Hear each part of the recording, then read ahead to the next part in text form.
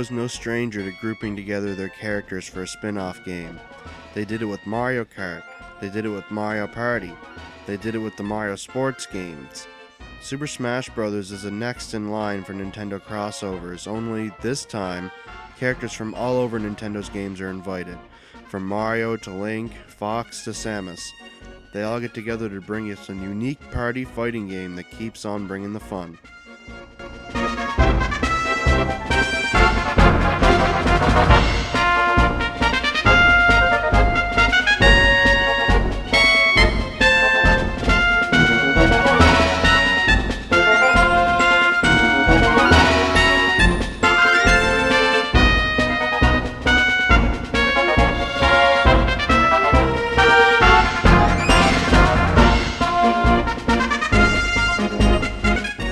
Story to really speak of, but it seems that the premise is that a kid is playing with his toys. The characters are the toys and the player is the kid. With no story to speak of, I will obviously not be scoring it.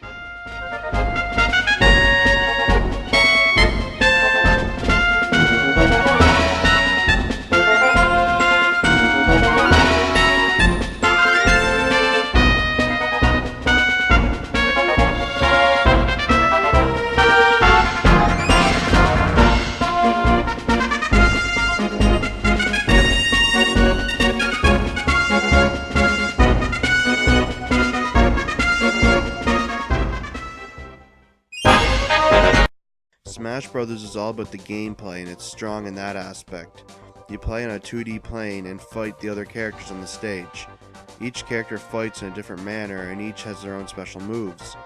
Your goal in the game is to send your enemies flying off screen or off the stage.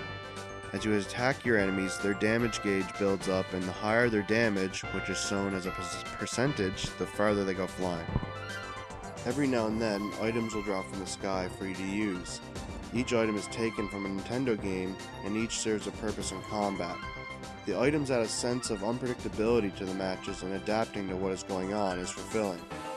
Each character's moves and abilities are taken straight from their games, and it basically displays some of Nintendo's history in visual form. Each character is balanced well, and all are fun to use, even if some are harder to use than others. There is a single-player mode which is just a set gauntlet against all the characters, and it's in this mode where you fight the boss character, Master Hand, and where you unlock the secret characters, of which there are 4. This game is focused on playing with your friends, however. There are 2 game types to play, Time and Stock, and each can be played in teams. Time is what it is, a time battle where Stock is a fight to the death with set lives. Both are incredibly fun, and even though it lacks modes, the game's playability and uniqueness keeps you coming back.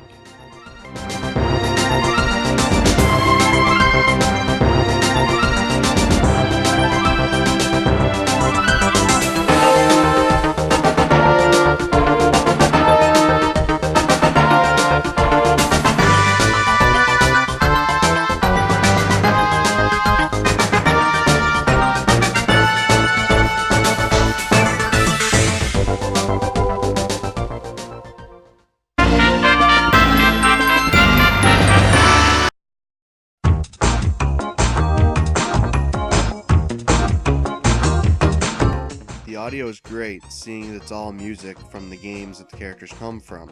The Legend of Zelda theme, the Metroid theme, the Mario theme, all are fantastic still, and all the characters sound great. The sound effects all start to sound the same, but it's still great in the ears, even if 99% of the music is from the other games.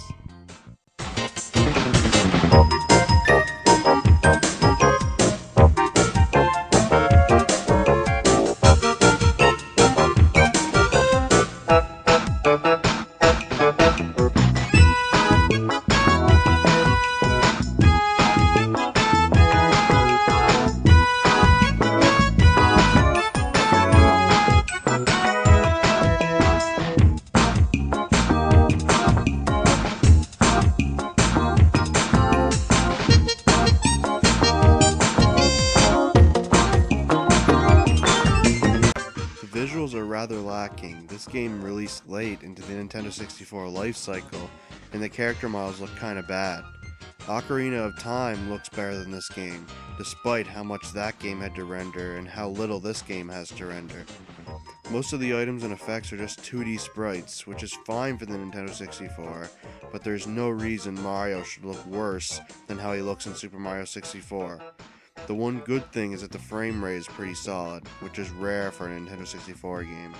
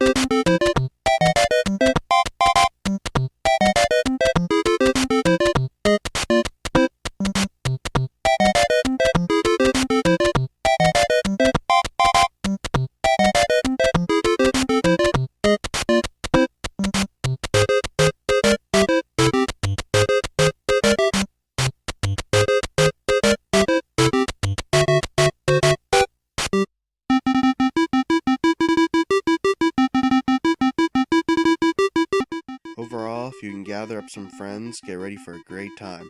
If not, you'll only be playing for a little bit before moving on to Melee. Actually, go play Melee anyway if you can. While Super Smash Bros. Is a good game, it's severely lacking and is clearly more of an experiment than a full game. Beneath the fun gameplay is a lackluster package.